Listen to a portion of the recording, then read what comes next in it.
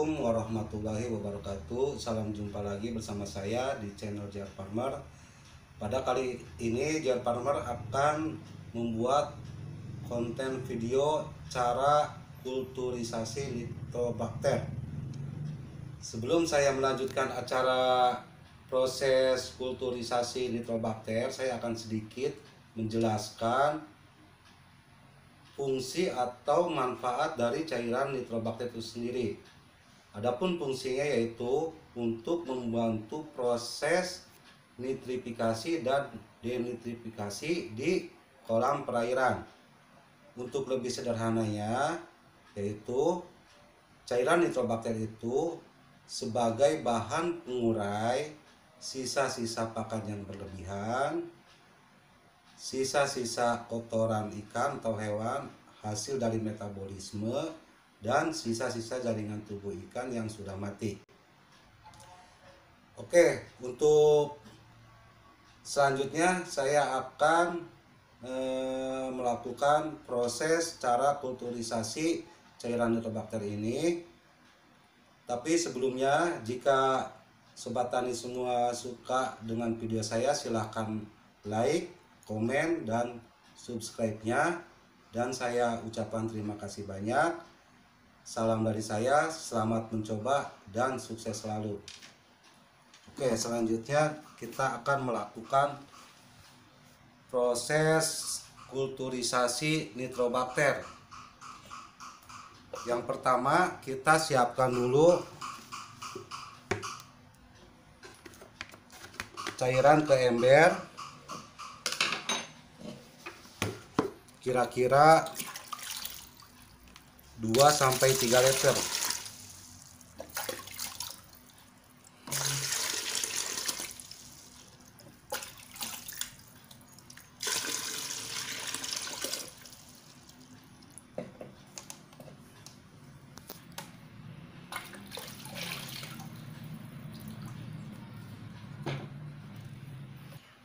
Kemudian kita tuangkan bakteri Nitrobacternya.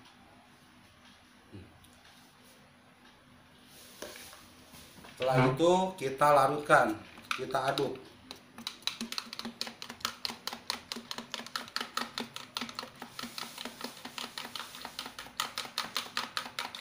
Aduk sampai merata. Untuk melarutkan cairan Nitrobacter ini bisa menggunakan air yang dingin ataupun air yang hangat, itu semuanya bisa.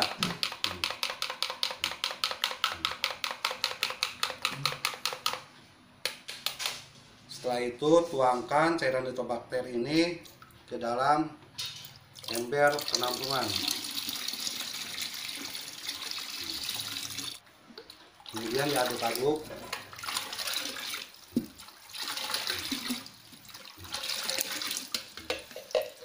Setelah itu kita larutkan.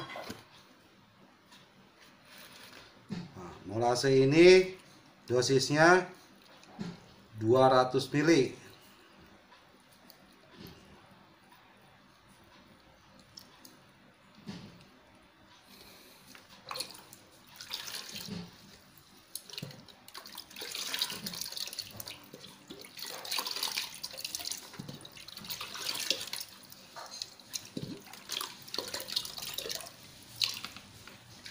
Setelah molase tercampur, kemudian tuangkan ke dalam ember penampungan cairan Nitrobacter.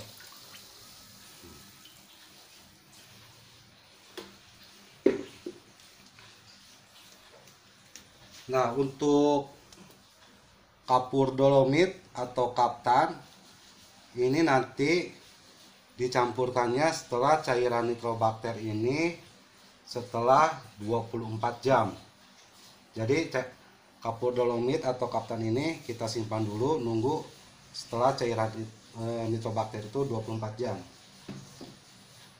Oke, sekarang kita aduk cairan Nitrobacternya.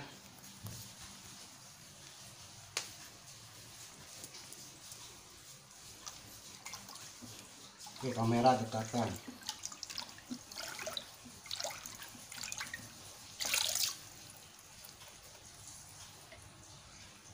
Ini molase masih ada, kita bersihkan.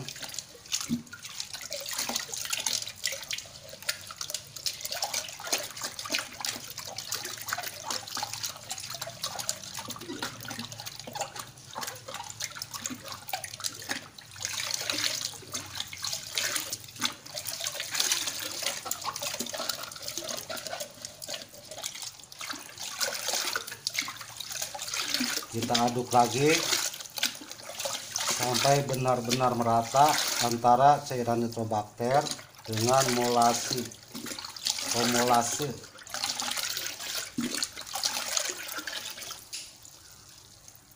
Oke Pak, untuk selanjutnya kita diamkan cairan nitrobakter ini selama 24 jam, kemudian kita tambahkan kapur kaptan atau dolomit. Baik Sobat Tani, inilah kondisi nitrobakter setelah 24 jam. Selanjutnya kita akan menambahkan kapur kaptan atau kapur dolomit, atau kalau tidak ada kapur zeolit juga bisa. Pokoknya sejenis kapur, yaitu pertama kapur dolomit, kapur kaptan, atau kapur zeolit. Itu semuanya bisa. Nah, ini kapur yang saya gunakan itu sejenis kapur kaptan. Kapur ini mudah didapat. Sobat Tani bisa beli di toko-toko pertanian atau toko-toko pupuk khusus pertanian ya. Semua di situ ada kapur kaptan. Setelah itu kapur ini dicampurkan ke cairan nitrobakter yang sudah 24 jam. Kita ambil dulu cairan nitrobakternya yang sudah 24 jam. Kemudian dituangkan ke kapur kaptan.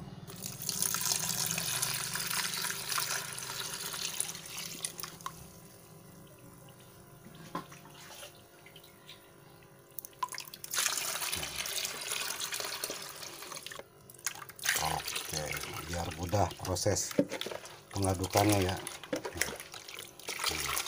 Aduk terus sampai kapurnya larut. Tapi Sobat Tani kalau mau langsung ke ember penampungannya juga bisa itu. Tapi lebih bagusnya seperti ini biar si kapurnya itu larutnya merata gitu. Oke, kiranya sudah cukup. Kemudian cairan nitrobakter dan kapur ini yang sudah larut di ember kita tuangkan ke ember penampungan.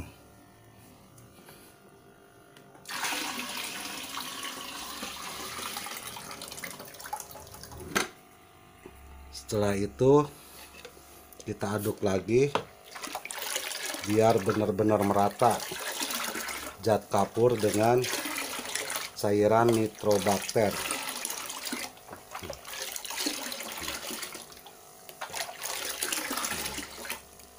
Oke Sobat Tani, setelah cairan kapur dan nitrobakter ini tercampur dengan rata, kemudian tutup kembali ember penampungan ini karena proses kulturisasi nitrobakter ini sejenis bakteri yang sensitif dengan sinar yang terang, terutama sinar matahari. Setelah 3 hari proses kulturisasi ini, cairan nitrobakter ini bisa digunakan atau diaplikasikan langsung ke kolam ikan, baik ke kolam ikan terpal atau budidaya kolam lele yang pakai sistem ember. Baik Sobat Tani, kita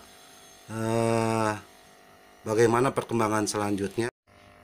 Baik Sobat Tani, inilah kondisi cairan nitrobakter pada hari kedua setelah dicampur dengan kapur kaptan atau kapur dolomit. Adapun tujuan dan fungsi dicampurkannya kapur kaptan atau kapur dolomit ini, yaitu untuk menetralkan kadar keasaman atau pH pada cairan nitrobakter ini agar tetap stabil.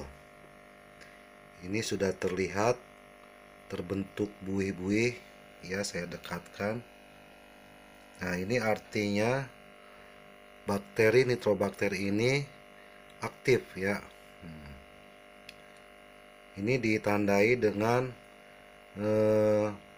bertambahnya buih-buih di atas permukaan cairan nitrobakter ini, dan aroma juga sangat sedap gitu. Jadi kayak gimana ya, kayak aroma rasa manis-manis gitu. Jadi bagi sobat tani jangan takut kalau cara kulturisasi cairan nitrobakter ini tidak usah ditutup dengan rapat-rapat, karena dari aroma ini tidak bakalan mengundang lalat BSF atau Black Shoulder Fly. Nah, terkecuali untuk cairan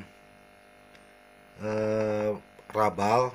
Nah, itu baru harus ditutup rapat, karena cairan rabal itu menggunakan ragi gitu, fermentasinya. Jadi aromanya itu sangat mengundang lalat BSF. Nah, nanti lalat BSF hinggap, kemudian bertelur, dan timbullah disitulah larva-larva atau maggot. Kalau untuk cairan nitrobakter ini, saya ingatkan kembali kepada sobat tani, jangan takut dihinggapi oleh lalat BSF. Dan selanjutnya kita akan lihat pada hari yang ketiga. Baik sobat tani, inilah kondisi hari ketiga cairan nitrobakter menunjukkan perubahan. Di sini menunjukkan buih-buih yang ada di permukaan nitrobakter ini sangat melimpah ya. Saya dekatkan. Dan aromanya pun semakin sedap gitu. Aromanya sedapnya kemanis-manisan. Artinya di sini cairan nitrobakter siap untuk diaplikasikan ke kolam-kolam ikan, baik itu kolam ikan air tawar ataupun kolam ikan air payau. Kebetulan cairan nitrobakter ini akan saya aplikasikan ke tambak kolam ikan saya yang seluas 1 hektar, dimana dosisnya itu kebetulan kondisi ikannya sudah besar-besar, jadi saya menggunakan dosis 20 liter per 1 minggu untuk luas area 1 hektar. Bagi sobat tani yang sudah menonton video saya sebelumnya, mungkin sudah tahu cara pengaplikasiannya. Itu hampir sama dengan pengaplikasian atau menyiramkan cairan probiotik Lactobacillus dan Saccharomyces pada sekeliling permukaan air kolam. Ini juga untuk aplikasi nitrobakter juga sama. Bagi sobat tani yang belum nonton video saya sebelumnya, silakan lihat atau nonton videonya yang judul kontennya cara treatment air kolam tambak biar tetap stabil dan berkualitas. Oke, baik sobat tani, itulah proses cara kulturisasi nitrobakter.